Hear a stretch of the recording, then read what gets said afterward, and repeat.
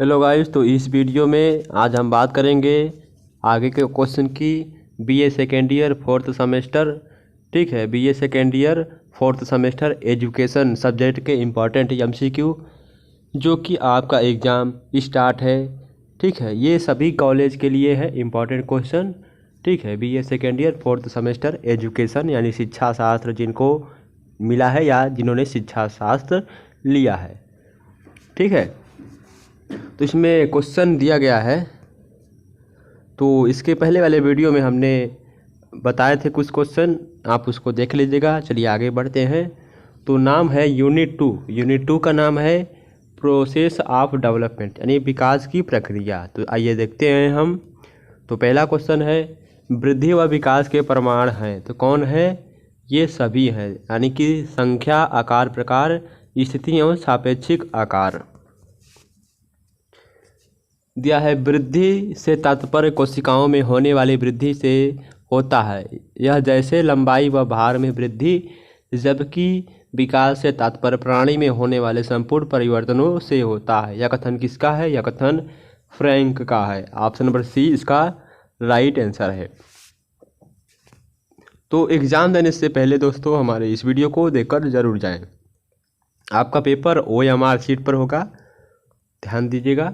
Next question है विकास का अर्थ परिपक्वात्मक परिवर्तन अथवा परिवर्तनों से है जो जीवधारी के जीवन में समय के साथ घटित होते हैं।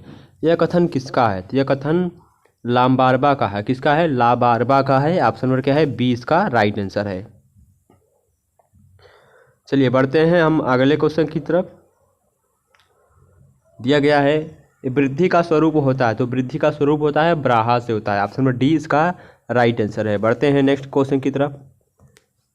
विकास के पक्ष हैं। तो इनमें से विकास के पक्ष कौन है? तो ऑप्शन नंबर डी, ये सभी हैं विकास के पक्ष। आगे क्वेश्चन, वृद्धि और विकास के लिए कितने सिद्धांत हैं? तो वृद्धि और विकास के लिए पूरे 7 सिद्धांत हैं। ऑप्शन नंबर बी इसका राइट आंसर है। विकास की कितनी अवस्थाएं हैं? तो विकास की कुल 9 अवस्थाएं हैं। ऑप्शन नंबर सी इसका राइट आंसर है। ठीक है, चलिए आगे क्वेश्चन की तरफ बढ़ते हैं हम। जो क्वेश्चन ना समझ में आए आप कमेंट बॉक्स में बताइए, और जो आंसर गलत लगे आप अपना ओपिनियन दे सकते हैं। गर्भकालीन अवस्था की उप अवस्था है, क्या है? ये सभी हैं। ऑप्शन नंबर डी इसका राइट आंसर है।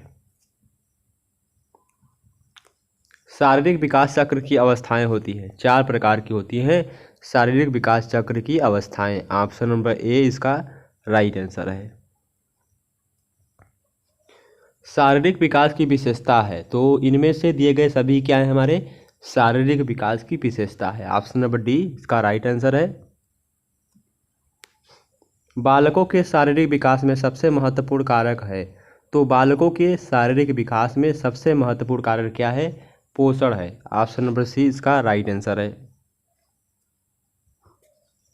पूर्व बाल्यावस्था होती है। पूर्व बाल्यावस्था होती है कितने वर्ष से? 2 से 5 वर्ष तक पूर्व बाल्यावस्था होती है। ऑप्शन नंबर ए इसका राइट आंसर है। चलिए बढ़ते हैं अगले क्वेश्चन की तरफ। शैशवावस्था में रक्तचाप होता है। तो शैशवावस्था में जो हमारा रक्तचाप होता है वो कम होता है। ऑप्शन नंबर बी इसका राइट आंसर है। लंबाई की वृद्धि पर प्रभाव पड़ता है। लंबाई की वृद्धि पर प्रभाव पड़ता है तो किस प्रकार का? पिट्यूटरो ग्रंथि का पड़ता है। लंबाई की वृद्धि पर पिट्यूटरो ग्रंथि का प्रभाव पड़ता है। ऑप्शन नंबर बी इसका राइट आंसर है। मानसिक विकास के अंतर्गत कौन सी शक्तियाँ आती हैं? मानसिक विकास के अंदर अवबोध, चेतना और स्मरण, यानी कि ऑप्शन नंबर डी मानसिक विकास के तहत ये तीनों शक्तियाँ आती हैं। किसने कहा है कि जैसे जैसे शिशु प्रतिदिन प्रति माह प्रति वर्ष बढ़ता जाता है वैसे वैसे उसकी शक्तियों में परिवर्तन होता है? यह कथन किसका है? सोरेनसन का है। ऑप्शन नंबर सी इसका राइट आंसर है। किसने कहा है कि मानसिक विकास 15 से 20 वर्ष की आयु में अपनी उच्चतम सीमा पर पहुंच जाता है? किसने कहा था? वुडवर्थ ने कहा था। ऑप्शन नंबर ए इसका राइट आंसर है। तो नेक्स्ट दिया गया है हमारा, मानसिक विकास की कौन से कारक प्रभावित करते हैं। मानसिक विकास को कौन से कारक प्रभावित करते हैं? वंशानुक्रम, माता पिता की शिक्षा, समाज। ऑप्शन नंबर डी इसका राइट आंसर है। सवेंग की दशाएं हैं, तो सवेंग की दशाएं कितनी है? 2 प्रकार की होती हैं सवेंग की दशाएं। ऑप्शन नंबर ए इसका सही आंसर है। चलिए बढ़ते हैं हम अपने अगले क्वेश्चन की तरफ। सवेंग के आयाम हैं, तो इनमें से कौन सवेंग के आयाम है? तो कौन है? ऑप्शन नंबर डी ये सभी, सबल, दुर्बल, प्रचुर, क्षीण, संगत और असंगत, ये सभी सवेंग के क्या हैं? अवस्थाएं हैं।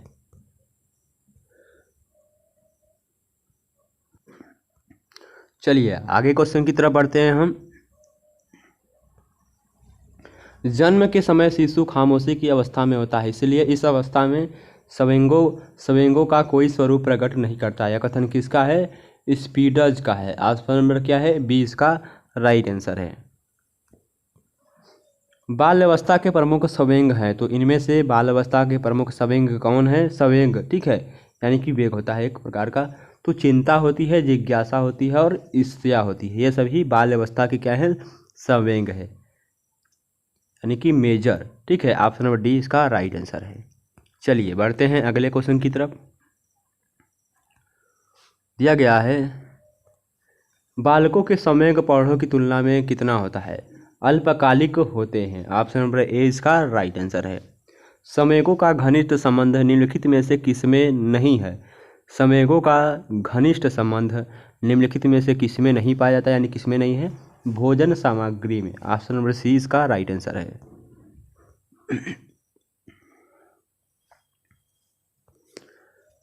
निम्नलिखित में कौन प्राथमिक संवेग का उदाहरण है? इनमें से कौन प्राथमिक संवेग का उदाहरण है? तो कौन है? क्रोध है, प्राथमिक संवेग का उदाहरण है। चलिए बढ़ते हैं अगले क्वेश्चन की तरफ। भाव क्या है, यानी कि इमोशन इज, ठीक है, इमोशन क्या है? तो एक प्रकार का चंचल प्रक्रिया है और आत्मगत प्रक्रिया है। Option number C, A and B दोनों। सवेंग का सिद्धांत, यानी कि सवेंग का द्विकारक सिद्धांत किसके द्वारा प्रस्तावित यानी प्रतिपादित किया गया था? तो सवेंग का सिद्धांत, द्विकारक सिद्धांत चेस्टर सिंगर के द्वारा प्रस्तावित किया गया था। ऑप्शन नंबर सी इसका राइट आंसर है। संवेगों को नियंत्रित करने की विधि है, संवेगों को नियंत्रण करने की विधि कौन है? रेचन है, समन है, प्रतिगमन है, ये सभी क्या है? हमारे संवेगों को नियंत्रित यानी काबू में करने की विधियां हैं। ऑप्शन नंबर डी इसका राइट आंसर है। हमारा नेक्स्ट क्वेश्चन है, बालक के सामाजिक विकास में किसकी महत्वपूर्ण भूमिका होती है? तो ये तीनों की भूमिका होती है, यानी समाज, परिवार और विद्यालय की। सामाजिक विकास का अर्थ क्या होता है? तो सामाजिक युग्मों व व्यवहारों की, ठीक है, सामाजिक गुणों व व्यवहारों की। सामाजिक विकास का अर्थ है सामाजिक गुणों व व्यवहारों की विकास करना। ऑप्शन नंबर क्या है? डी इसका राइट आंसर है। अपनी आवश्यकताओं को पूरा करने वाले व्यक्तियों की पहचान बालक को कब करने लगता है? दूसरे तीसरे महीने से करने लगता है। ऑप्शन नंबर क्या है? ए इसका राइट आंसर है। बालक की सामाजिक अंतरक्रिया में कब वृद्धि होती है? बालक की सामाजिक अंतरक्रिया में कब वृद्धि होती है? 3 वर्ष के बाद। ऑप्शन नंबर क्या है? ए इसका राइट आंसर है। चलिए आगे क्वेश्चन की तरफ बढ़ते हैं।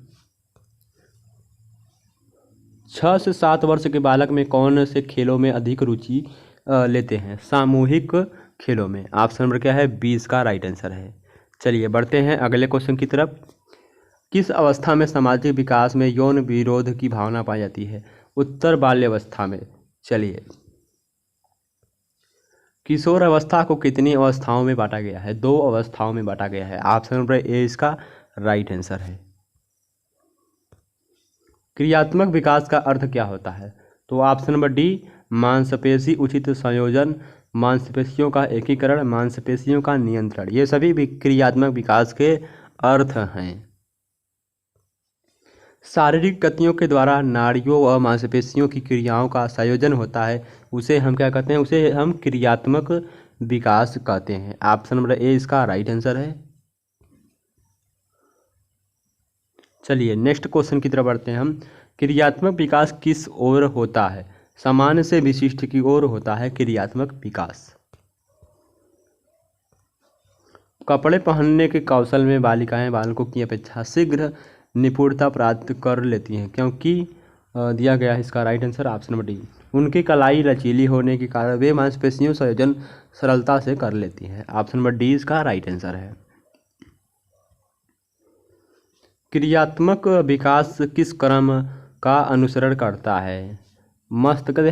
मस्तकाधोमुखी और दीर्घ विकास क्रम को अनुसरण करता है। ऑप्शन नंबर क्या है? सी इसका राइट आंसर है। बालकों में सीखने की प्रक्रिया का विकास कब होता है? बालकों में सीखने की प्रक्रिया का विकास 2 से 3 वर्ष में होता है। चलिए आगे क्वेश्चन की तरफ बढ़ते हैं हम। तो हमारा नेक्स्ट क्वेश्चन दिया है, शिशु में कितने प्रकार के नेत्र गतियाँ होती हैं? तो शिशु में कितने प्रकार की नेत्र गतियाँ होती हैं? समांतर, लंबवतः, वृत्ताकार, यानी कि ऑप्शन नंबर डी सभी। कितने माह का बालक बिना सहारे के सुलभता से बैठ सकता है? कितने माह का बालक बिना सहारे के सुलभता यानी अच्छी तरह से बैठ सकता है? 7 माह का बच्चा। बालकों में मुस्कुराने की सहज क्रिया कब दिखाई देती है? बालकों में मुस्कुराने की सहज क्रिया पहले सप्ताह में दिखाई देती है। ऑप्शन नंबर ए इसका राइट आंसर है। बालकों के शारीरिक कौशलों को कितने भागों में बांटा गया है? तो 2 भागों में बांटा गया है। सूक्ष्म क्रिया कौशलों के अंतर्गत आते हैं, यानी कि माइक्रो फंक्शनल स्किल इंक्लूड लिखना, चित्र बनाना, पकड़ना, ये सभी सूक्ष्म क्रियात्मक कौशलों के अंतर्गत आते हैं। और क्रिया हस्त कौशलों के अंतर्गत क्या आते हैं? ये सभी। ऑप्शन नंबर डी इसका राइट आंसर है। चलिए बढ़ते हैं अगले क्वेश्चन की तरफ। बालकों के क्रियात्मक विकास को प्रभावित करते हैं, तो ये सभी। ऑप्शन नंबर डी इसका राइट आंसर है। नेक्स्ट क्वेश्चन हमारा दिया गया है, भाषा की आरंभिक अवस्था होती है क्रंदन होती है। भाषा की प्रारंभिक यानी कि आरंभिक अवस्था क्रंदन होती है। बालक में आंकलन शक्ति का विकास होता है 3 से 4 महीने में। बालक में आंकलन शक्ति का विकास होता है।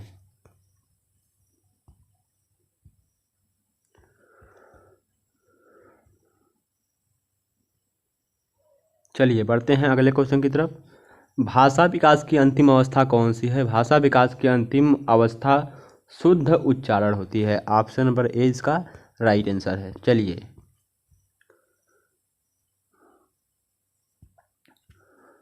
व्याकरण से संबंधित भाषा दोष किस अवस्था में समाप्त हो जाते हैं? किशोरा अवस्था में। ऑप्शन नंबर ए इसका राइट आंसर है। तो आई होप ये महत्वपूर्ण important question BA second year 4th semester शिक्षा शास्त्र यानी एजुकेशन वालों के लिए है। तो ये वीडियो एग्ज़ाम देने से पहले ज़रूर देख के जाएं और अपने दोस्तों के साथ इसको शेयर ज़रूर करें। किस अवस्था में बालिकाओं को भाषा का विकास बालकों की तुलना में शीघ्र होता है? शैशवावस्था और बाल्यावस्था। ऑप्शन नंबर सी इसका राइट आंसर है। भाषा विकास को प्रभावित करने वाले तत्व कौन से हैं? ऑप्शन नंबर डी सभी हैं। किसी शब्द की पुनरावृत्ति कराने वाला कारक कहा जाता है? प्रबलन कहा जाता है। ऑप्शन नंबर बी इसका राइट आंसर है। वाणी भाषा का एक रूप है जिसमें विचारों को व्यक्त करने के लिए कुछ ध्वनियों या शब्दों की उच्चारित किया जाता है। यह विचार किस मनोवैज्ञानिक का है? हरलाक का है। ऑप्शन नंबर 20 का राइट आंसर है। चलिए बढ़ते हैं अगले क्वेश्चन की तरफ। दिया है सीखना विकास की प्रक्रिया है, कथन किसका है? वुडवर्थ का है। ऑप्शन नंबर 20 का राइट आंसर है। तो आइए नेक्स्ट क्वेश्चन की तरफ बढ़ते हैं। तो नेक्स्ट है हमारा यूनिट 3 से क्वेश्चन, अंडरस्टैंडिंग द लर्निंग यानी सीखने को समझना। तो दिया है किसका कथन है? सीखना विकास की प्रक्रिया है, वुडवर्थ का है। ऑप्शन नंबर ए इसका राइट आंसर है। चलिए दिया है गैगनी ने अपनी पुस्तक दी कंडीशन ऑफ लर्निंग में सीखने के कितने प्रकार बताए हैं? 8 प्रकार बताए हैं। केंडलर ने संप्रत्य अधिगम को कब प्रस्तुत किया था? 1964 में किया था। चलिए बढ़ते हैं अगले क्वेश्चन की तरफ। गैगनी ने कितने प्रकार की श्रृंखला अधिगम की व्याख्या की है? 2। ऑप्शन नंबर ए इसका राइट आंसर है। किसका कथन है सीखना व्यवहार के परिणाम स्वरूप व्यवहार में कोई परिवर्तन है? गिलफोर्ड के अनुसार। ऑप्शन नंबर क्या है? ए इसका राइट आंसर है। सीखने को प्रभावित करने वाले कारकों में शामिल है। सीखने को प्रभावित करने वाले कारकों में क्या शामिल है? तो ऑप्शन नंबर क्या है? ए इसका राइट है। शारीरिक मानसिक स्वास्थ्य उम्र और यौन क्रिया। सीखने की प्रभावशाली विधियां हैं। तो सीखने की प्रभावशाली विधियां कौन सी हैं? तो इनमें से कोई नहीं। यह स्वाद ने सीखने की किस विधि को प्रभावकारी विधि कहा है? पुनः निरीक्षण विधि को। ऑप्शन नंबर क्या है? सी इसका राइट आंसर है। चलिए बढ़ते हैं अगले क्वेश्चन की तरफ। संबंध का नियम यानी लॉ ऑफ कंटिग्यूटी अधिगम का नियम, संबंध का नियम अधिगम का नियम है, गौड़ नियम है। हम करके सीखते हैं किसने कहा था? कोलेसनिक ने कहा था। हम करके सीखते हैं। ऑप्शन नंबर ए इसका राइट आंसर है। सीखने के प्रकारों में शामिल है तो ये सभी। ऑप्शन नंबर डी क्या है इसका राइट आंसर है। शिक्षा के स्थानांतरण से आशय है एक परिस्थिति में प्राप्त ज्ञान, आदत, निपुणता, अभियोग्यता का दूसरी परिस्थिति में प्रयोग करना। यह कथन किसका है? यह कथन कालसीन का है। ऑप्शन नंबर सी इसका राइट आंसर है। अधिगम स्थानांतरण के कितने प्रकार होते हैं? अधिगम स्थानांतरण के 3 प्रकार होते हैं। ऑप्शन नंबर बी इसका राइट आंसर है। चलिए बढ़ते हैं हम दोस्तों अगले क्वेश्चन की तरफ। अधिगम स्थानांतरण का सिद्धांत है तो इनमें से अधिगम स्थानांतरण का सिद्धांत कौन है? Option number C, A and B दोनों है। सामान्यीकरण के सिद्धांत का प्रतिपादन किसने किया था? सामान्यीकरण के सिद्धांत का प्रतिपादन C.H. जड़ ने किया था। ऑप्शन नंबर बी इसका राइट आंसर है। C.H. जड़ ने सामान्यीकरण के सिद्धांत का प्रतिपादन कब किया था? सन 1908 में। ऑप्शन नंबर बी इसका राइट आंसर है। बालकों में विकास के साथ साथ किसका गठन होता है? बालकों में विकास के साथ आदर्शों का और मूल्यों का गठन होता है। ऑप्शन नंबर सी इसका राइट आंसर है। अधिगम के स्थानांतरण में किसकी महत्वपूर्ण भूमिका होती है? अधिगम के स्थानांतरण में किसकी महत्वपूर्ण भूमिका होती है? इन सभी की होती है। ऑप्शन नंबर डी इसका राइट आंसर है। चलिए बढ़ते हैं अगले क्वेश्चन की तरफ। तो हमारा नेक्स्ट क्वेश्चन है सीखने के नियमों को क्रमबद्ध करने का सही नियम किसने बताया? थॉर्नडाइक ने। ऑप्शन नंबर क्या है? ए इसका राइट आंसर है। किसने अपनी पुस्तक सीखने के सिद्धांत में 10 से भी अधिक सीखने के सिद्धांतों का वर्णन किया है? हिलगार्ड ने। ऑप्शन नंबर डी इसका राइट आंसर है। थॉर्नडाइक के अधिगम के मुख्य नियमों में शामिल नहीं है तो क्या शामिल नहीं है? बहु अनुक्रिया का नियम। ऑप्शन नंबर सी इसका राइट आंसर है।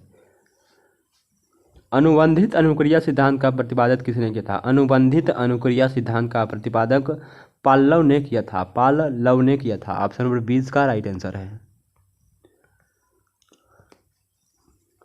कहते हैं पाल्लव ने अपने सीखने के सिद्धांत में किस पर प्रयोग किया था? बिल्ली पर प्रयोग किया था। ऑप्शन नंबर बी इसका राइट आंसर है। नेक्स्ट क्वेश्चन, सूझ या अंतर्दृष्टि सिद्धांत का प्रतिपादक किसके द्वारा किया था? कोहलर एवं कोप्फा के द्वारा किया गया था।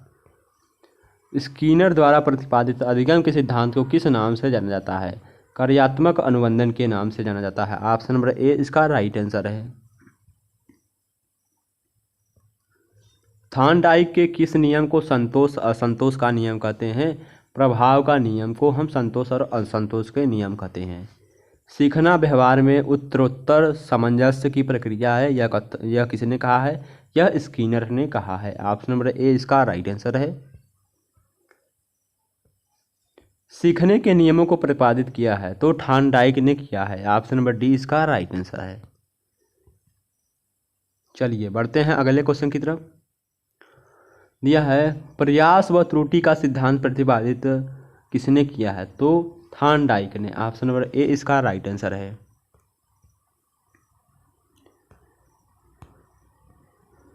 नवीन ज्ञान व नवीन प्रतिक्रियाओं को प्राप्त करने की प्रक्रिया, सीखने की प्रक्रिया किसने कहा है? वुडवर्थ ने कहा है। चलिए बढ़ते हैं अगले क्वेश्चन की तरफ। सीखना आदतों, ज्ञान और अभिवृत्तियों का अर्जन है, इस परिभाषा के लेखक कौन है? क्रो एंड क्रो हैं। ऑप्शन नंबर बी इसका राइट आंसर है। सीखना है तो सीखना क्या है? उपरोक्त में से सभी। ऑप्शन नंबर डी इसका राइट आंसर है। किसने कहा है परिपक्वता व सीखना पृथक प्रक्रियाओं नहीं है, वरन एक दूसरे से अवांछित रूप से संबंध एवं एक दूसरे पर निर्भर है? कोले सनिक ने कहा था। ऑप्शन नंबर ए इसका राइट आंसर है। बढ़ते हैं अगले क्वेश्चन की तरफ। तो नेक्स्ट क्वेश्चन है अंतर्दृष्टि द्वारा सीखने के सिद्धांत सूझ का सिद्धांत का प्रतिपादक किसने किया था? कोहलर ने किया था। ऑप्शन नंबर ए इसका राइट आंसर है। निम्न में से 3 मनोवैज्ञानिक एक ही क्षेत्र के हैं, चौथा उनमें यानी उनसे भिन्न है, वह कौन है? फोरवेल है। ऑप्शन नंबर बी इसका राइट आंसर है। पावलाव कौन था? पावलाव कौन था? पहले शरीर शास्त्री फिर मनोवैज्ञानिक था। पावलाव कौन था? पहले शरीर का शास्त्री था फिर बाद में मनोवैज्ञानिक बना। ऑप्शन नंबर डी इसका राइट आंसर है। अंतर्दृष्टि का सिद्धांत किस समुदाय ने दिया था? गेस्टलवाद ने दिया था। अंतर्दृष्टि का सिद्धांत गेस्टलवाद समुदाय ने दिया था। ऑप्शन नंबर ए इसका राइट आंसर है। थॉर्नडाइक ने अपने प्रयोग किए हैं, बिल्ली पर किए हैं। थॉर्नडाइक ने अपने प्रयोग बिल्ली पर किए हैं। ऑप्शन नंबर ए इसका राइट आंसर है। तो गाइस इस बार आपको एजुकेशन में पूरा मनोवैज्ञानिक क्वेश्चन देखने को मिलेगा, ठीक है। तो जिनका सब्जेक्ट मनोवैज्ञानिक एजुकेशन या कोई दूसरा सब्जेक्ट है, यदि एजुकेशन और मनोवैज्ञानिक लिए हैं तो उनके लिए एजुकेशन का पेपर बहुत ही सरल होगा। यह है कोहलर ने अपना प्रयोग किया था। तो कोहलर ने अपना प्रयोग किस पर किया था? एक वनमानुष्य पर किया था। ऑप्शन नंबर ए इसका राइट आंसर है। चलिए बढ़ते हैं अगले क्वेश्चन की तरफ। पावलाव ने अपना प्रयोग किया था, कुत्ते पर किया था। पावलाव ने अपना प्रयोग कुत्ते पर किया था। ऑप्शन नंबर बी इसका राइट आंसर है। किसका संबंध ज्ञानात्मक सीखने से है? किसका संबंध ज्ञानात्मक सीखने से है? कोहलर का। ऑप्शन नंबर सी इसका राइट आंसर है। पावलाव के प्रयोग में कुत्ते का घंटी बजने पर लार आने की अनुक्रिया क्या कहलाती है? संबंध अनुक्रिया कहलाती है। ऑप्शन नंबर सी इसका राइट आंसर है। सीखने के संबंध प्रतिक्रिया सिद्धांत के प्रतिपादक थे तो कौन थे? पावलाव थे। ऑप्शन नंबर ए इसका राइट आंसर है। बढ़ते हैं अपने अगले क्वेश्चन की तरफ। थॉर्नडाइक किस देश के मनोवैज्ञानिक थे? अमेरिका के थे। थॉर्नडाइक किस देश के मनोवैज्ञानिक थे? अमेरिका के थे। ऑप्शन नंबर क्या है? ए इसका राइट आंसर है। चलिए नेक्स्ट क्वेश्चन की तरफ बढ़ते हैं हम। हाँ, नेक्स्ट क्वेश्चन दिया है थॉर्नडाइक के सिद्धांत का नाम क्या था? तो संबंधवाद का सिद्धांत नाम था। थॉर्नडाइक के सिद्धांत का नाम संबंधवाद का सिद्धांत। ऑप्शन नंबर डी इसका राइट आंसर है। तत्परता के नियम का प्रतिपादक किसने किया था? तत्परता के नियम का प्रतिपादक थॉर्नडाइक ने किया था। ऑप्शन नंबर सी इसका राइट आंसर है। उपयोग का नियम एक भाग है। उपयोग का नियम एक भाग है। यह कथन अभ्यास के नियम का है। ऑप्शन नंबर क्या है? बी इसका राइट आंसर है। चलिए बढ़ते हैं अगले क्वेश्चन की तरफ। हमारा नेक्स्ट क्वेश्चन है कोहलर के वनमानुष का क्या नाम था? कोहलर के वनमानुष का नाम सुल्तान था। ऑप्शन नंबर सी इसका राइट आंसर है। तो आई होप ये आपको महत्वपूर्ण इंपॉर्टेंट क्वेश्चन आपके एजुकेशन यानी शिक्षा शास्त्र में इंपॉर्टेंट महत्वपूर्ण क्वेश्चन है शिक्षा शास्त्र के एग्जाम के लिए। तो आशा करते हैं आपको वीडियो अच्छा लगा होगा। यदि वीडियो अच्छा लगा तो वीडियो को लाइक और चैनल को सब्सक्राइब करना ना भूलें और साथ में आपको नीचे सभी वीडियो का लिंक डिस्क्रिप्शन बॉक्स में मिल जाएगा। धन्यवाद, best of luck. Next video मिलते हैं आपसे।